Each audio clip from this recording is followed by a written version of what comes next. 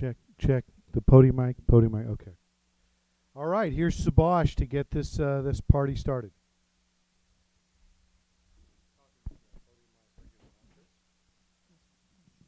Hello. Hey guys, thanks for coming tonight. So first, I want to thank Verizon for hosting us today. Appreciate it. Just a quick announcement: if you guys haven't signed up for DataCon LA, please do so. We're gonna having a really good, amazing set of keynote speakers, and we also got a huge set of speakers already signed up. So make sure you attend the sign up and attend the conference, August 17th, USC. So with that, I would like to introduce Jordan, who will want to speak a little bit about Verizon. Yeah, hi, I'm Jordan Schwartz. I work here at Verizon Digital Media Services. We're part of the EdgeCast Content Delivery Network and the Uplink video streaming service. By the way, we're recording and live streaming this presentation tonight. We have a lot of big data running here to gather, I guess, log data and what have you. Our CDN is in 6 continents in 125 data centers. Our aggregate egress network capacity is approaching 70 terabits per second. We use a lot of open source software to do that, and actually quite a good deal of Kafka as well. The Hadoops and Spark and all that stuff is happening here. And we're based right here in Playa Vista, California. So if you're interested in potential opportunities here, you can get me up on the meetup site or talk to me in the room. Also, as part of the engineering evangelism team, we try to host community meetups here as much as possible. So, for example, next Thursday here we're hosting a meetup, Los Angeles DevOps meetup, and somebody's going to be talking about CI/CD with an open source tool called Screwdriver. You can check our blog at eng.vdms.io we list the things the meetups that we're hosting here. So anyway, thank you for coming down. I guess coming up next is Adam will be doing his presentation. One thing, we do have these mics. If you do have a question, just raise your hand. We'll get a mic in your hand, so that way the question will come into the live stream. So hey, Adam, take it away. Podium mic's up. G'day everyone. Is that working? Can you all hear me? Yep, cool. Okay, so yeah, g'day everyone. My name's Adam Zeglin. I'm the founding software engineer of Cluster, and this evening's presentation will be on using Apache Cassandra and Kafka, move this over a bit, to scale next generation applications. Just a bit of background about myself and Cluster. So I co-founded Cluster about 5 years ago. We're based out of Canberra, Australia, which is the capital city that no one's ever heard of. So most of our development team is back there. Most of our technical support team runs out of there. We're about 80 people now, I think, at last count. So the company, we do a managed service for Cassandra, Spark, and Kafka up in the cloud. That's primarily running on, it's all the big providers, so AWS, of course, Google Compute, Azure, IBM. Last count, I think as of Monday this week, we hit 3,000 nodes under management on the platform. So we have fairly extensive knowledge about running Cassandra and these other platform applications on the cloud. As part of the managed service, we offer 24/7, 365 support, of course, and it kind of comes with automatic monitoring and scaling and provisioning and all that sort of stuff. We also offer consulting services, which is kind of what I do a little bit of. That's kind of doing meetups and things like this, workshops, training. So if any of you have got a development team that is trying to get up to speed with Cassandra, Spark, or Kafka and need some assistance, give us a call. We can help out with that. We also kind of come in and help you design your Cassandra schemas or even help build your applications. My current focus these days, though, is a little bit of that consulting stuff, but we're working on getting Cassandra to run on Kubernetes. So building a what's called an operator or a controller to help provision Cassandra on top of Kubernetes and do all the things in the background automatically for you. So I guess kind of Insta-cluster in a box that you can run on Kubernetes a little bit. And then last but the final thing there is that we, for everybody who still wants to run Cassandra on premise for whatever reason that is, security requirements or something like that, we can become your second level support people. So if your technical team can't solve the problems, you can give us a call and we'll hop on a Hangout or a Skype call or something like that and help work through the problem together. Anyway, enough salesy stuff. I have to get that out of the way. So tonight's presentation, we're going to talk about Cassandra and Kafka, of course. So what I'll first do is a little bit of an introduction about the two technologies, kind of what they are, what they do, some of the good use cases for them, stuff like that. Then have a look at some real-world use cases from some of our customers, and also, shameless plug, how we use them internally. Then also have a look at how both Cassandra and Kafka leverage partitioning, which is kind of their key to being a scalable solution for on the cloud. And then we'll kind of lastly look at making sure all the things that you need to look at to determine if Cassandra is, and Kafka as well, is a good fit for your application, for your use case. As mentioned before, please, if you have any questions, I'm happy to kind of answer them throughout the talk, or if you'd like to leave them at the end, there's also going to be a bit of a Q&A session there. But if you do have a question, please put up your hand and we'll bring the microphone over and I'll try my best to answer it. So, jumping right in. Cassandra. In a nutshell, it's a linearly scalable, always available, multi-region data store. It's, well, we consider anyway, the leading NoSQL operational database for high scale and highly reliable applications. And how it achieves that is that it's a peer-to-peer clustered database solution. There's no leader-follower sort of setup. It's a shared nothing. There's no shared state going on.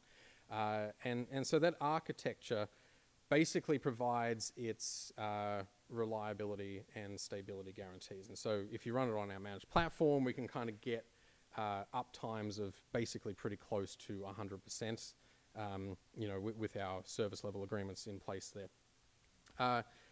Cassandra allows you to replicate data across multiple nodes in the cluster as a fault tolerance capability. So, any of those replicas are capable of servicing queries for that set of data. So if you have a node outage, doesn't matter. Everything just keeps on running, which is fantastic. This also means that you can do full online maintenance. So you can scale the cluster up or down while your application is using it. You can add a second data center if you want while the application is using it. You can do version upgrades. You can do all that maintenance stuff without having to take the cluster down. There's no outages. There's no downtime. One of the things that Cassandra strives at is being an extremely low latency data store as well, particularly for writes, although with reads you can also achieve extremely low latencies there as well if you get into the depths of tuning Cassandra quite deeply.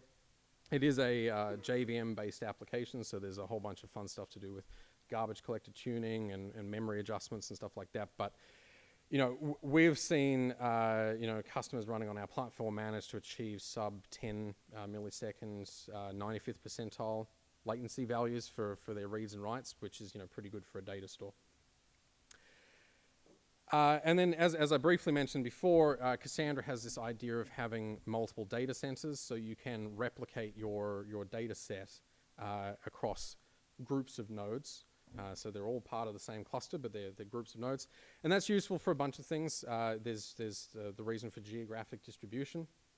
So similar to a content distribution network or something like that, where you have your content close to your end users. In this case, Cassandra lets you replicate your database or your data set close to your end users as well. And it handles that replication completely transparently behind the scenes.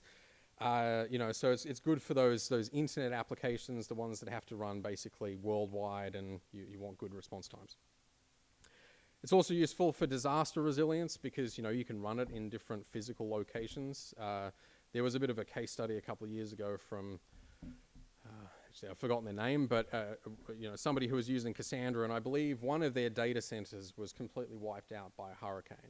And their application basically failed over to their kind of, alternate DC that they were running without any downtime whatsoever. And then once they rebuilt the DC, or however they got their other location back online, Cassandra seamlessly replicated all the data again back over to the new DC, and then they could point their application again back to that, so that they could, it's probably because they were running it close to their user base or something like that, right? But you can just see how that's very good for disaster mitigation. And then lastly, what you can use this functionality for is doing workload isolation. So we see this a lot where, say, you're running Spark in the same sort of environment as Cassandra.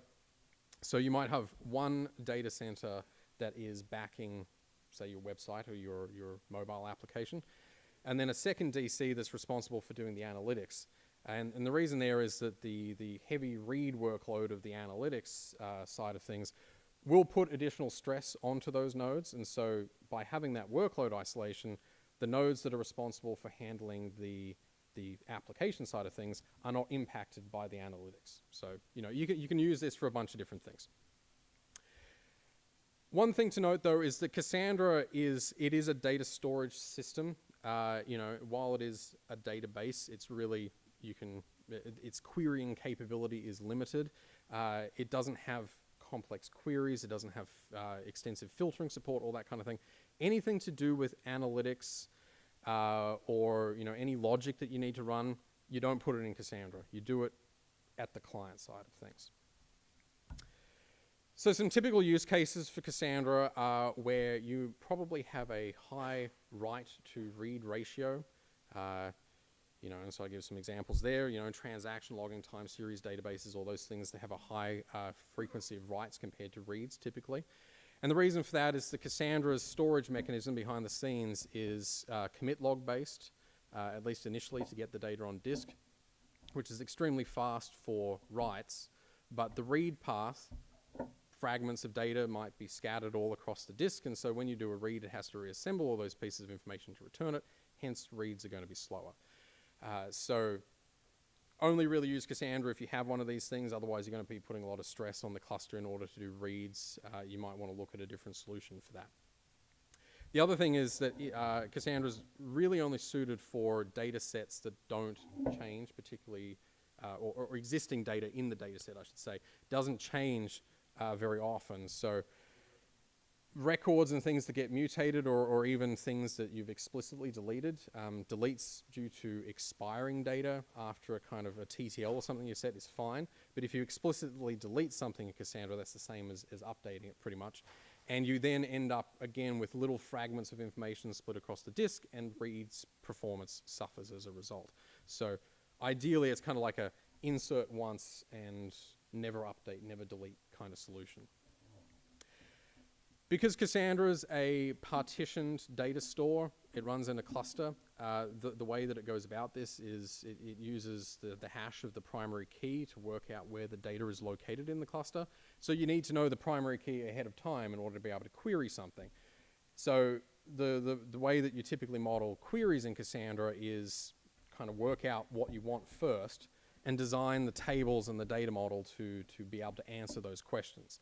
If you're unable to do that, if you want to be able to do completely flexible queries, whereas, as you would in a, say, traditional relational system, where you can just arbitrarily put different conditions on your just select statements and stuff like that, Cassandra doesn't really let you do that, so it's probably not a good fit for that particular use case. It also has limited filtering and aggregation, as I mentioned. You can only really filter inside a partition. You can only aggregate inside a partition. There's no join support, so if you've got multiple tables, you have to do the joins on the client side. There's no referential integrity, no foreign keys, all that kind of stuff. So you have to enforce all this kind of thing somewhere else. Cassandra is just a data store. It doesn't handle all that extra logic and things. So what is it good for? As I mentioned, transaction logging, when things happen in systems. time series data, so that's, there's a lot of different things out there that fit into this category. Internet of Things, status updates, sensor information, your watch, health data, statuses of your orders from Amazon, package delivery, all that kind of stuff. History of weather information. I don't know, come up with something. It fits in time series data. It's also good for messaging systems, maybe storing the details of emails that have gone through a system. In fact, Cassandra's history comes out of Facebook, and my understanding is that they used it to basically back their internal messaging system at the time. I'm not sure if they're still doing that, but this is where it came from. Apple has also, kind of stated that they use Cassandra internally, and the impression is that they might be using it as part of iMessage. So again, it's good for messaging systems. So that's kind of Cassandra, as a brief overview of what it is and what it's good for. What about Kafka?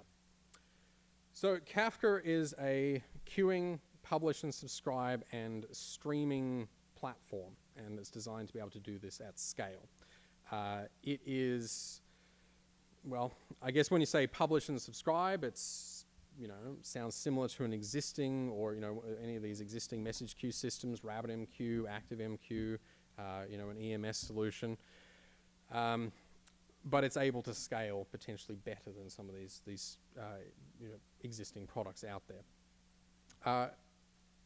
In a way, Kafka is kind of a hybrid message queue database, because you can store messages. It will persist things to disk, right? So it's as events come in, they can be written to disk, and you can leave them there for as long as you want, and you can go back and reread them as many times as you want. So in a way, that's kind of like a database, but also kind of like a message queue.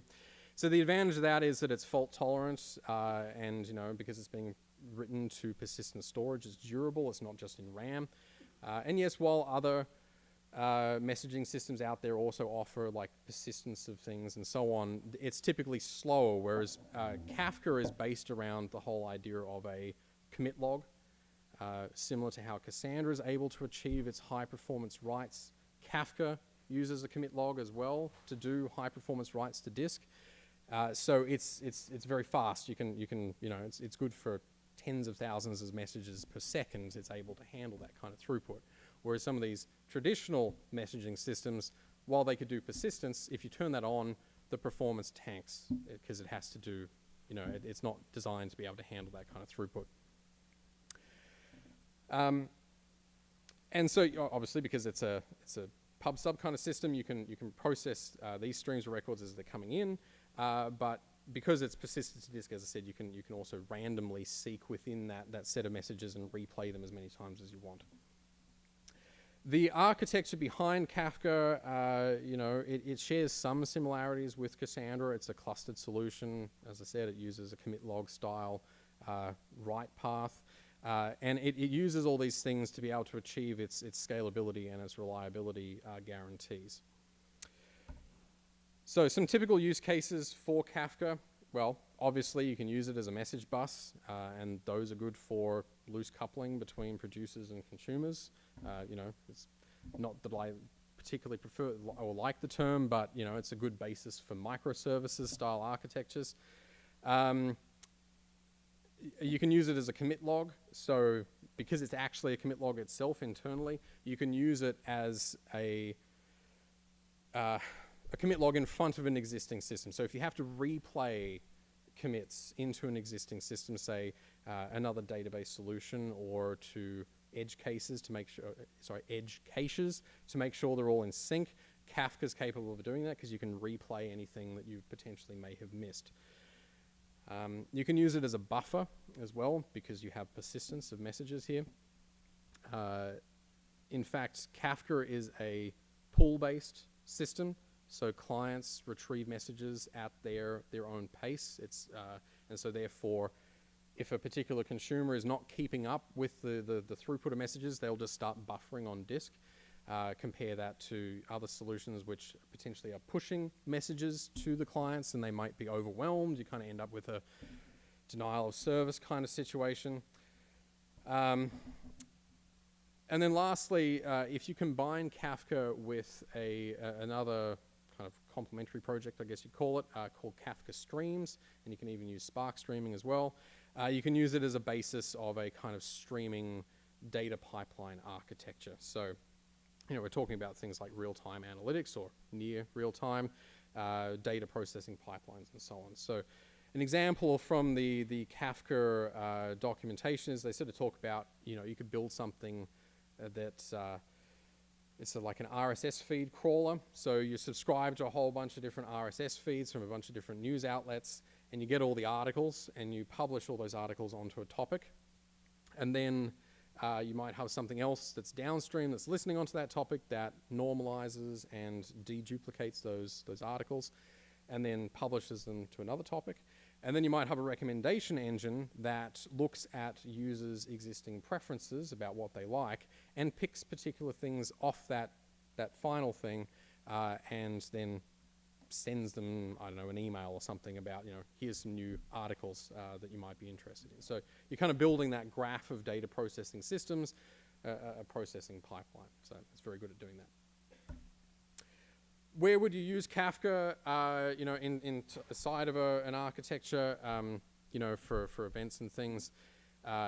It sees use cases in website activity tracking. And a lot of these things I think I also mentioned for Cassandra as well. I guess the difference is that you'd probably use Cassandra as a long-term storage solution for these things. Like you want to keep events for a year or two. It's able to handle terabytes of data. Whereas Kafka is probably more, you want to keep it around for a day or two. You want to do, you know, analytics in the near term.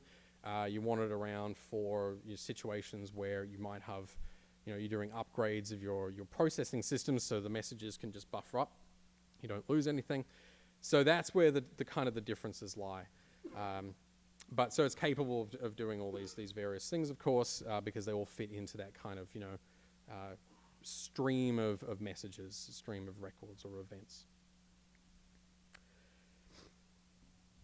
So looking at some use cases for some of our customers, the first one is Worldpay. Worldpay is a payment processor. They were spun out of the Royal Bank of Scotland in around 2010, and then they merged with a US company called Vantiv in 2018 for, you know, a fairly large sum of money, and they formed Worldpay Inc. They are a payment processor. They process upwards of 40 million transactions per day for approximately 400,000 merchants. And kind of when we were talking to them, you know, that basically equates to about 42% of all of UK's non-cash transactions. So everything from credit cards to online payments, all that kind of thing. So these guys are huge. They do a lot. So they came to us for some consulting work around, they wanted to re-architect one of their internal systems, specifically this thing called the XML Payments API. This thing is lower volume. It's not the kind of main payment processing system, is my understanding. It only facilitates 40 million transactions per month, which is still a fairly large volume of information, of course. And so what they wanted to do is they wanted to re-architect this to use some open source technologies, including Cassandra and Kafka, because they were looking at ways to improve the scalability of the solution, because they're a payment processor. Availability is very, very important to them, of course, and their existing solutions were starting to become costly, so they wanted to look at ways of reducing their spend as well. So Cassandra and Kafka kind of tick the boxes for the scalability and the availability thing, and of course, because it's open source software, it's also cheaper. And so they started off with building, you know, the first part of this API, so we're kind of narrowing down into, you know, the various things here, was this thing called the item potency service, which is just one small part of it. And so this was the first project internally to be re-architected on top of Cassandra and Kafka. And the idea is that there it provides capabilities to, you know, it basically generates unique transaction IDs for everything that goes through their system so that payments don't get re-executed. You don't get double charged, for example. Some of their challenges when they approached us, they listed all these things. Of course, they had, you know, their deployment timeline was very short. Same with every project, of course. They had the requirement that their existing solution was fairly good in the availability department, but they wanted something better. Like, that was the whole point of this re-architecting. And then most importantly, they wanted low latency as well, because things take time, people get impatient, so payments have to go quickly, they can't have a backlog of these things, all that kind of stuff. So they switched to using Cassandra for the availability and scalability aspects of it. They currently run a 18-node cluster. This is running in 3 AWS regions inside the EU. And the way that they do it is that it leverages, Cassandra has this concept of tunable consistency, right? So you can sort of say to Cassandra, I want an acknowledgement from every node, I want an acknowledgement from a quorum of nodes, one node, about whether or not the data has actually been persisted to disk. So they're able to leverage that because they've got multiple data centers. They issue their queries at quorum, which means they're talking to all 3 data centers inside the EU at any one time. So they're replicating all the information every time, 3 ways. But they're still able to, because Cassandra's, you can tune this, if one of those regions is offline at a particular time, either for maintenance or due to an outage, they're able to still actually have their application be available because it's still talking to those 2 other data centers. Now, you might think that doing cross-DC has some latency concerns. One of their challenges was to make sure that this is a low latency solution. Yeah, I'd say that if you were running this across, say, the Pacific Ocean, or across large continents, latency will be a concern, right? You certainly don't want to be running something in Sydney and running something in, LA or New York or whatever, and trying to get them to peer together and try and do quorum queries in that kind of situation. But because WorldPay was running inside the EU, the latency was a lot lower because everything's a lot closer, so it was a reasonable solution. If they're going to start to move this to a global solution, we're going to have to come up with potentially other solutions, or have siloed sets of Cassandra clusters or something like that, because potentially it's not there's any requirement to have cross-continental connections there. Their data model was fairly simple, and the read and write patterns were also fairly simple. They were doing atomic reads and writes, leveraging Cassandra's lightweight transaction capability. This fits well within the Cassandra use case, and of course, because Cassandra offers the things that they're after, they went with it. So it started with a consulting engagement. We helped them with the data model design, and then we started working on getting them to spin up a cluster on our managed service. The advantage of this was that we can basically transition a kind of development scale cluster into a full-blown production scale cluster, in a matter of, for them it was a couple of weeks, but we can actually do it in terms of days as well. So it's very good to be able to ramp up that quickly, which of course fits within their tight constraints for time. Of course, as I say here, their initial preference was to actually run on-premise because of security compliance, basically. It's far easier to guarantee compliance if you're running all the things yourself. When you've got it on the cloud, you have to make sure your provider's compliant, you have to make sure your managed service provider's compliant. AWS is, and we are also SOC 2 and HIPAA compliant as well. So, for them, it turns out that actually wasn't such a concern. And so really their last thing was that just running on the cloud was probably going to be too slow. But in fact, it turns out that it wasn't. So they're quite happy with that. So, the plan was to initially just use us temporarily and then transition to an on-prem thing, but they've actually now decided for the long term that they're going to stick with running on the cloud as part of a managed solution. So they're quite happy with Cassandra, in this setup here. One of the other case studies is this company called Lendi. They are Australia's leading online home loan lender. They process over 90% of Australia's online lending inquiries. And They received a fairly large funding round before they kind of got in touch with us, and so as part of that, they wanted to be able to re-architect their platform to become, as they put it, more customer and more data centric. But really, what they were kind of planning to do is scale it out, give them the ability so that they can scale it out as they ramp up the amount of data that they're collecting, the number of customers they have. They wanted to ensure that their infrastructure and their application architecture was capable of scaling with that as well. One of their concerns was that they had a fairly integration-heavy environment. They had a lot of bespoke interfaces with the various banks in Australia and things like that, all very custom solutions with various, each bank has its own data interchange format and all that sort of thing. So they wanted a solution where they could try and streamline all that. So they're moving to a microservices architecture here, again, that lovely buzzword, but it sort of fits within what they're trying to do. And they're leveraging Kafka as the messaging bus there between all those components.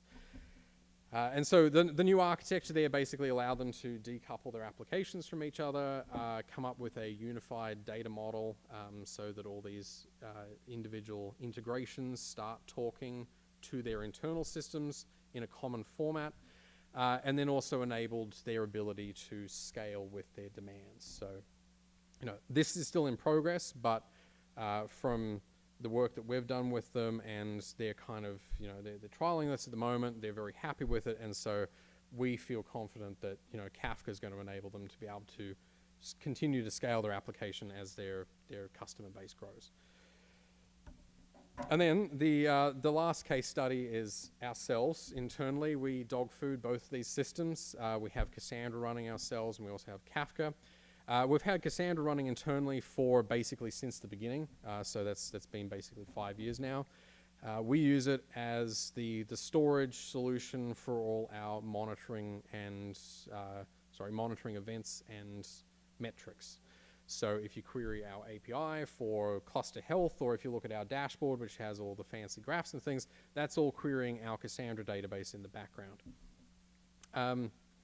The way that information's kind of piped into Cassandra is a little bit, it's custom, it's perhaps a little bit out of date. We're going to have to look at changing this up a little bit.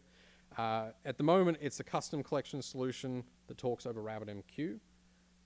Because we've recently introduced Kafka for a different thing, we'll probably look at leveraging Kafka as the transport solution in the future, just because it's going to be able to scale. We're starting to hit the limits of RabbitMQ a little bit. We use some of its more advanced features, such as its, I've forgotten the name of it, but it has the ability to kind of like shard based on message key or something like that to various different things, and that is starting to have performance problems, so potentially Kafka will be able to solve some of those things for us. But so we use that as the transport, and then we use this piece of technology called Ryman, which itself is a event processing solution, but it has a custom kind of DSL designed for processing, monitoring metrics and events, and then reacting to them and raising alerts. So we have it, it's responsible for sending us PagerDuty messages and sending emails and raising tickets and all that kind of stuff. So that's the solution there. And Ryman's also the thing that's responsible for writing into Cassandra. So that's how we leverage Cassandra ourselves. And then recently we have moved to running Kafka as well. We use it for a centralized logging solution. Our previous solution to that was a little bit clunky, so this is far, far better and is able to handle the scale. The old solution was starting to show its age once we cracked, I think it was about 1,000 nodes. So at the scale that we're at now, it probably would have completely been on fire. So Kafka's been able to scale with the demand for this.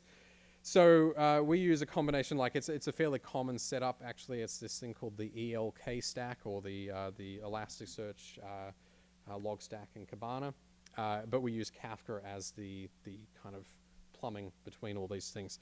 So events are collected by this thing called flourished, which is responsible for scraping the systemd journal on all the machines, and then it pumps that into Logstash, and then everything's indexed with Elasticsearch, and then you can view details about all the events in the system and visualize logging messages and stuff like that through Kibana. So That's how we use these two things.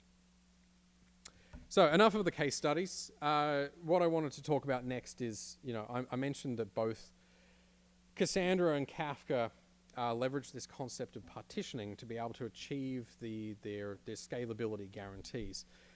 So what is partitioning? Well, in a nutshell, I guess it's kind of sharding, really. It's been around for a long time.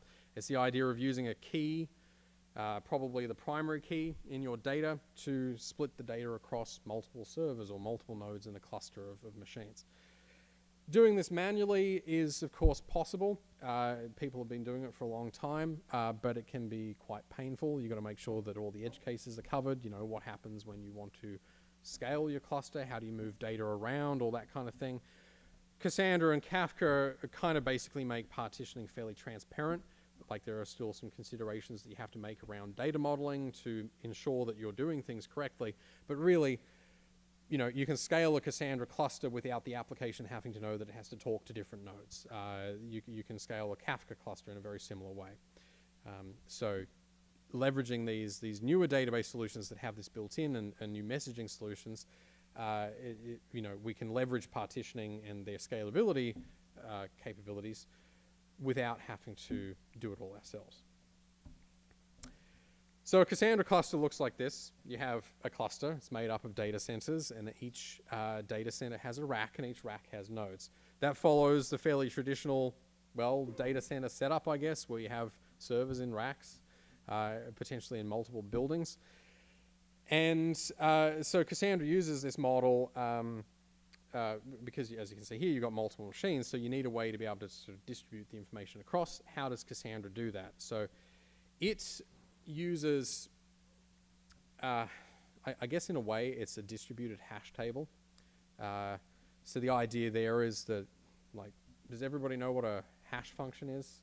Or should I give a brief? Okay, it's basically a thing that you put data in, and it will give you a value within a range of values, right? So, in Cassandra's case, it uses various hashing algorithms. I think the main one is Murmur3. And the idea there is that it should give a fairly good distribution of information across the cluster. And the way Cassandra handles that distribution is that it gives each node in the cluster a slice of that function's output range, so to speak. So in a theoretical example, as we've got here, where we have 3 nodes, let's pretend we have a hashing function that only outputs 9 values for any input value that you give it. Well, what we can do is we can assign values 1 through 3 to the first node, 4 through 6 to the second node, and 7 through 9 to the third node. So now, if you have any key that has the hash in the range of 1 to 3, you know to talk to node 1, and so on and so forth. So as a visual of that, if we have our consistent hash function, we give it the value of Alice. In this case, it happens to hash to the value of 8. We know to talk to node 3. In the alternate example of you hash Bob, it goes to node 1. So this is basically how Cassandra handles distributing data across multiple servers, multiple nodes in the cluster. It's fairly simplistic. But this is all kind of handled by the driver, the client libraries that you use to talk to Cassandra, and you can talk to any node in the Cassandra cluster and it will route the queries appropriately. It handles all this automatically behind the scenes. You don't actually have to know what's going on and how this actually works in order to be able to use Cassandra. But it does have some impact in the data modeling because you have to understand that different partitions are stored potentially on different nodes. And then that's why you can't do things like filtering or aggregation across the entire data set, because you'd basically be involving every server in the cluster in order to execute that query, which isn't going to be particularly efficient. So instead, what you can do is you query individual nodes just one at a time, and then you'd have to aggregate or filter the information on the client side yourself. So to give a more kind of discrete example of how data is mapped from a table structure into the Cassandra kind of topology, we'll use this. I guess it's a fairly standard model for designing time series style tables. So Cassandra, we talk about primary keys. That's it borrows a bunch of terminology from SQL, and then confusingly calls it SQL with a C instead of an S. So it looks very similar to SQL, but there's a whole bunch of stuff that's very different. So you have to throw all the existing knowledge out and try and replace it with the new stuff. So it does have primary keys, but primary keys are actually a two-parter kind of thing. We have the partitioning key, which, surprise, tells Cassandra where that data is going to be stored in the cluster. And then we have the clustering key. And the clustering key is the thing that's responsible for allowing Cassandra to store multiple rows per partition. So you don't have to have just a single key with a single value. You can have, a single partition with a single value. You can have a partition with many values. And each of those values in that partition are all then sorted according to various, like it's customizable. You can configure how things should be sorted there based on the clustering key, which allows you to do efficient range slice queries. So you can say, get me a set of information out of the table and return it all at once, because it's stored on disk in that sort of efficient format. So getting back to the example here, you'll see that we have a partition key made up of, say, a sensor ID and a date, so the current day, or a day, I should say. And then you have a timestamp within that day. And so the advantage to this is that you can store a range of values on a single node, but if the range of values gets too big, Cassandra has limitations on the size of particular partitions, it will start storing the next partition potentially on another node, and so on and so forth around the cluster. So it balances things appropriately. Whereas if we had it set up where we only had the timestamp, it's potentially that, if you've got, sensor ID, I should say, if you just have sensor ID, then all values for a particular sensor would just be stored on one node in the cluster. So, if you've only got one sensor but 3 nodes, you end up with all the data stored on one node but not anywhere else. So you have to understand a little bit about partitioning and how it works in order to design your data models correctly, so that you don't end up with hotspots or kind of this imbalance across the cluster. So you have to do things a little bit differently to you would in a relational system. Is that clear as mud to everybody? I probably didn't do the best job of explaining that, but hopefully, if you've got questions, I'm happy to answer that, of course, later on. Kafka kind of follows, I guess, a fairly, at a high level, similar model, where you have multiple brokers, which are their terminology for nodes or servers or virtual machines. And on a broker, you have one or more topics, and the topics are kind of, I guess, the event stream or the source of the thing that you're trying to subscribe to. It's your logical grouping of data. It's your category or your feed. And each topic has various settings associated with it, things like how many replicas you want stored around the cluster, the number of partitions that topic should be split into, which is a bit different to Cassandra in that Cassandra handles partitioning automatically. Kafka, on the other hand, you have to tell it how many partitions you want. You can specify the retention period, so how long data should persist on disk, various other settings such around how it should do compaction and things like that. A partition is a subset of messages inside a topic, and so this is how Kafka manages to distribute the workload across multiple brokers in a cluster. Kafka, Cassandra is a masterless kind of setup. Kafka actually is a leader-follower style sort of system. You have a single master that is responsible for a partition to actually do the reads and the writes for clients, and then the others in the system, the other brokers, are all just follower solutions that will become, there's an election process for one of them to become a primary should the existing master fail for whatever reason. Inside a partition, there's guaranteed ordering of delivery for all the messages or records inside that, but across partitions inside a particular topic, there is no guarantee. And as I mentioned, like the number of partitions that are stored is set on topic creation. So if you specify on a single partition, one broker will be responsible for handling the full load of that. So if it is a busy topic, you need to work out how to partition that so you can distribute the load across multiple brokers. Kafka's partitions, I shamelessly stole this diagram from their documentation, but I think it distinctly sort of explains how this all fits together. Unlike Cassandra, where the partitioning is done via a hashing function, and that's controlled on the server side, so clients basically just tell the server, go write this information somewhere, and it's all handled for you. Kafka, on the other hand, says, you can do it, messages are mapped to the partition by the producer, so you can either do a random distribution, or it can be done as a round robin sort of fashion, or if you want to actually be able to specify particular partitions, you can do the hash of the record key itself. So that's how messages get into the system. Then you have concepts of consumers and consumer groups. As the name implies, consumer groups are groups of consumers. Consumer groups themselves are the things that register to a topic to consume records.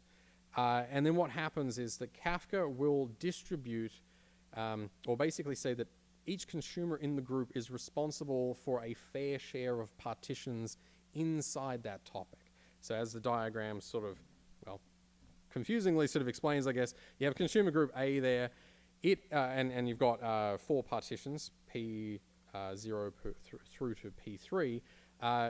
Consumer group A, because there's 4 partitions and 2 consumers, they each get 2. Whereas in the second consumer group B, those partitions are, they each get 1, right? And of course, if there's an odd distribution, things get a little bit more messy, but that's kind of the way that it's set up and performs behind the scenes. So that's kind of, I guess, in a nutshell, about how Cassandra and Kafka deal with partitioning. I understand it's a fairly high-level overview.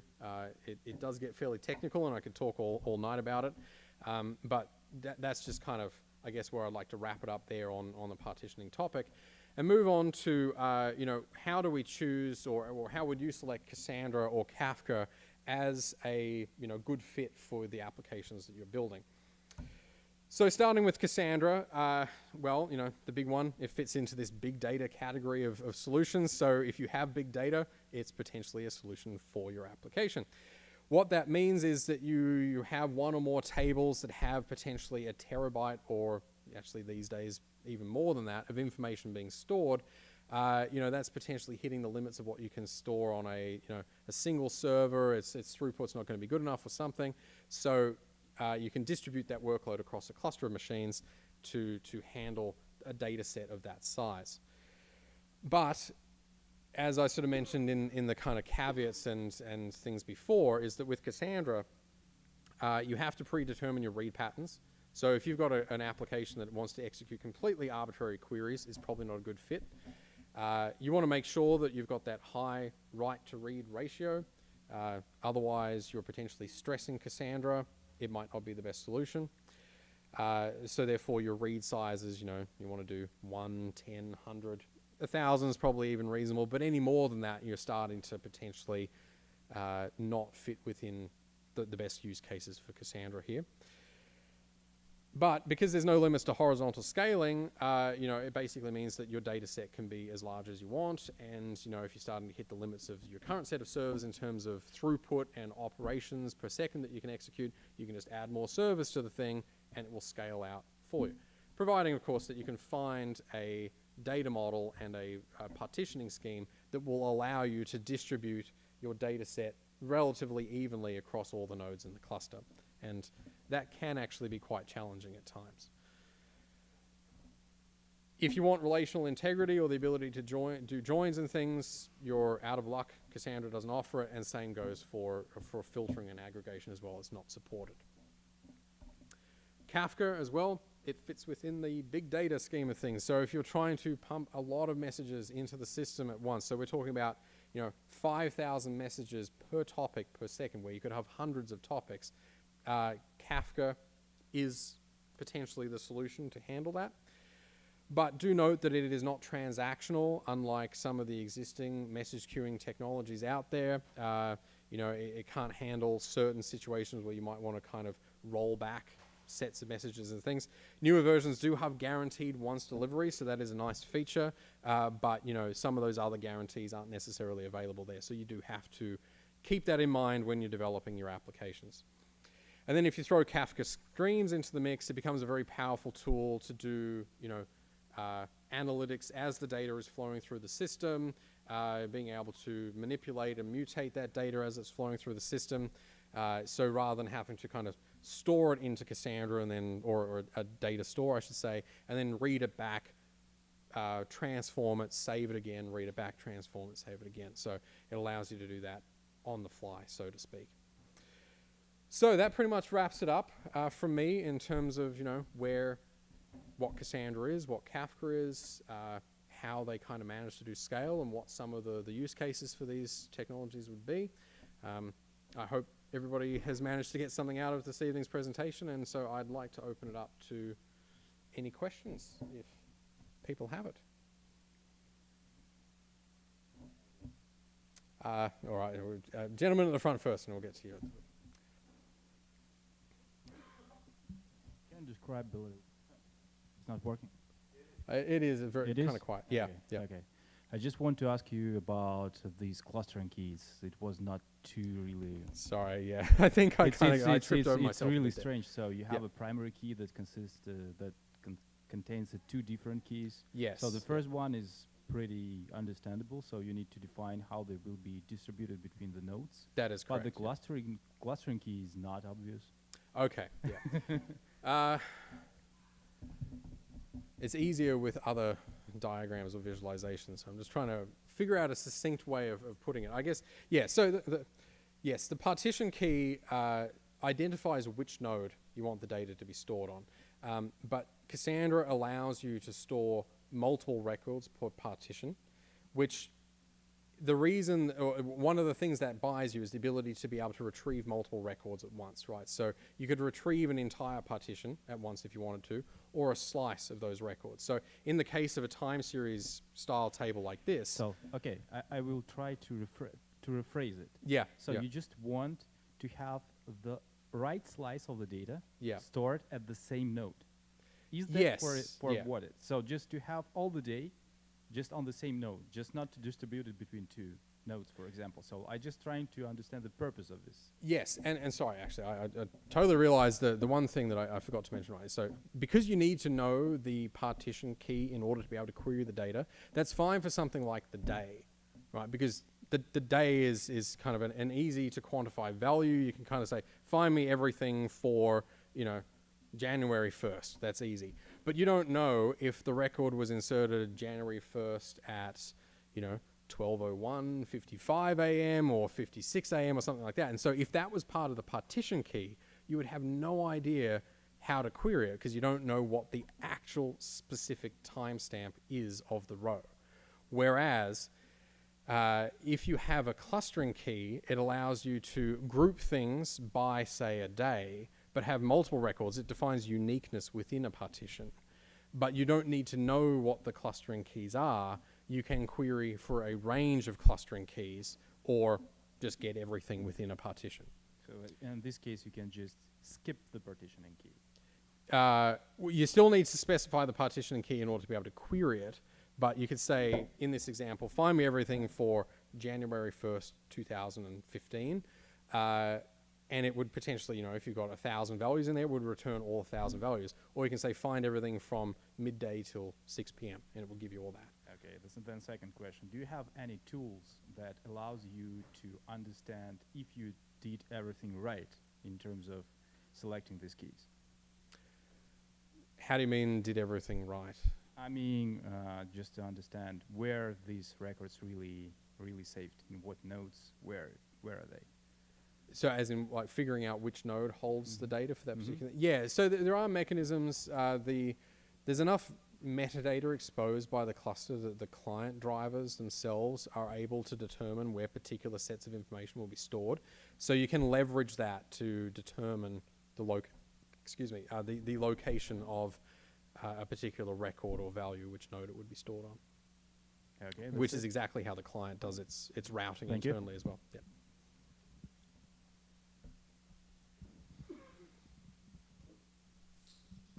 Hi, thanks for your presentation. Thank you.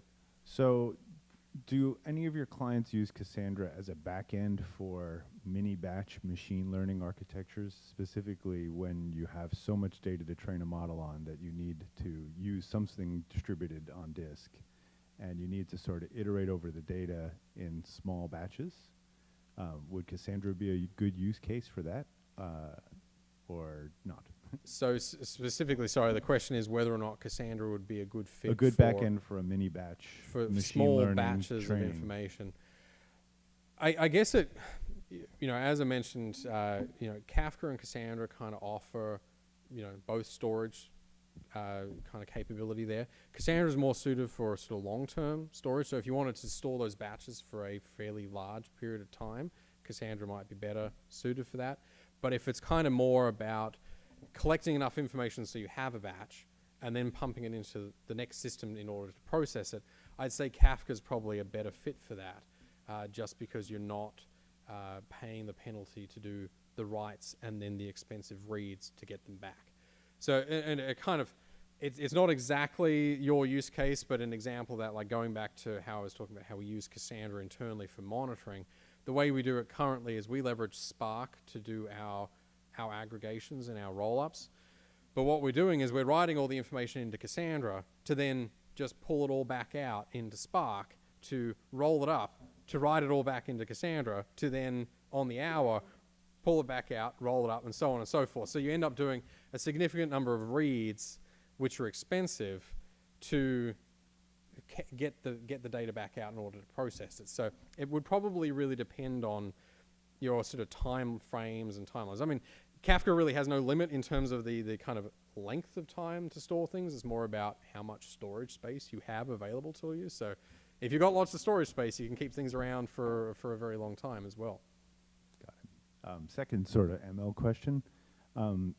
There are certain patterns for ML where after you've trained a model, you need to download all of the embeddings that are in your model, which could sometimes be it's basically a large distributed matrix.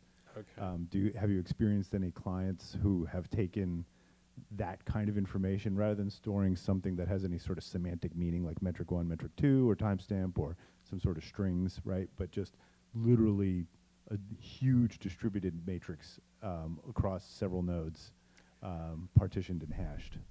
I'm uncertain, sorry. So I'd have to have a look to see if we have any ML clients and potentially reach out to them to see how they would be doing that kind of thing. The majority of our clients are kind of more in the kind of Internet of Things, mobile gaming, advertising industries, all to do with those kind of streams of events and kind of storing it for later retrieval or visualization and things like that. Yeah, I'd have to find out if we have ML customers and how they would potentially utilize it. It's not something I'm familiar with. Okay, thanks. Any other questions? Oh, yep, over to the side.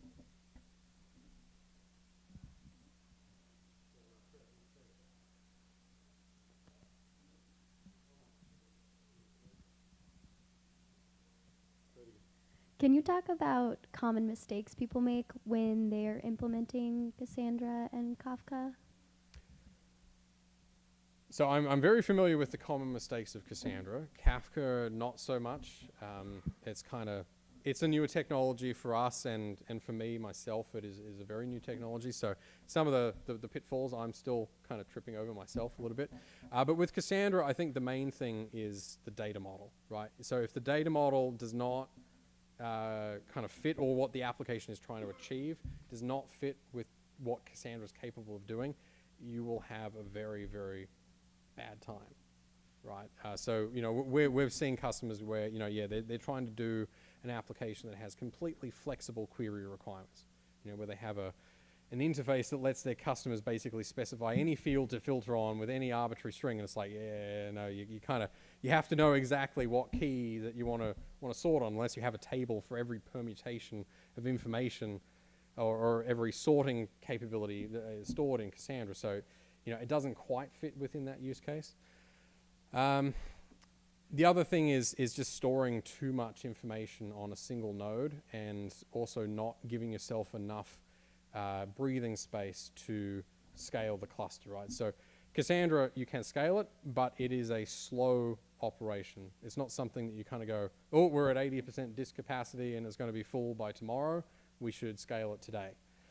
It'll take potentially, depending on the size of things, you know, it can take days to weeks to scale a single node. And so if you've got a cluster of things, it can take a very long time to scale out the cluster. So you have to kind of plan those scaling, you know, operations and, you know, the deployments and things of that way in advance. What else? I guess the other thing around hitting limits and stuff is that once you hit the limits, it's very hard to recover from those things. It can become basically a cascading failure. So, you know, if you're getting very close to the limits, potentially even the act of trying to scale out the cluster puts additional load on the cluster itself, and that becomes the tipping point where everything just falls apart. So those are the main things that we really kind of keep an eye on, and kind of, or for people who are running it on-prem, kind of try and really get into their heads about, you know, you got to make sure that you have monitoring place and that you plan this stuff really well. Otherwise, you're kind of, it's going to be painful. Answer your question? Cool. Yeah. Oh, sorry, gentlemen. Right. Yes. Yeah. So, what makes Cassandra so slow to scale? Like, does it have to rebalance all of the keys or something of that Exactly, yeah. So there is shuffling going on behind the scenes. So because kind of a node owns, let me see if I can find a visualization of this. So, you know, going back to this, right? I copied this from somewhere else, and I did actually have a nice diagram of sort of what happens, right? But, you know, you can imagine it's like you've got slices of the pie, and what you have to do is shrink the slices to be able to fit more in. And so the act of shrinking it means which ranges of tokens or of the hash space each node owns becomes smaller, and the data that was there then has to be moved to somewhere else. So you don't want to add multiple nodes at once because you end up shuffling all the information around multiple times. But depending on the data set size, you know, adding a node can be an expensive operation. It feels like there should be some sort of hash function that would let you go from 3 nodes to 4 nodes and take, you know, a quarter of each of the 3 existing slices, but that would probably be hard. And when somebody invents that, unless it already exists and I haven't heard of it, but if it they will be famous. Yeah. Yeah. You mentioned like a lot of your clients are they do event-driven stuff, right? So in regards to leveraging Kafka, have you had any challenges with having to scale order processing? So you need guaranteed order as events are coming in. Maybe, for example, we're talking about order created, order modified. We don't want to get order modified before order created and things like that, right? At the order number level. So how do you scale your consumers by guaranteeing the order of processing? So that's starting to push the limits of my sort of understanding of how you would scale a Kafka deployment and the partitioning setup that you'd have to utilize there. Yeah, I'd have to go and ask some of our people back in Canberra to see what they'd suggest for a setup like that. Okay, thanks. Yeah, I want to grab some pizza. So if people would like to ask any further questions, I'll be over there. But yeah, otherwise, thank you very much for attending. It's been a pleasure. Thanks, Adam, and again, I want to thank Verizon for hosting us. Hope to see you guys at DataCon LA. Thank you. See you all around. And then, like I said, we have a CI/CD type meetup next Thursday here. Yeah, take the pizza home. Actually, we have a network operations center. There's leftover pizza, they'll eat it later tonight. But yeah, hang out, hallway track is hopping.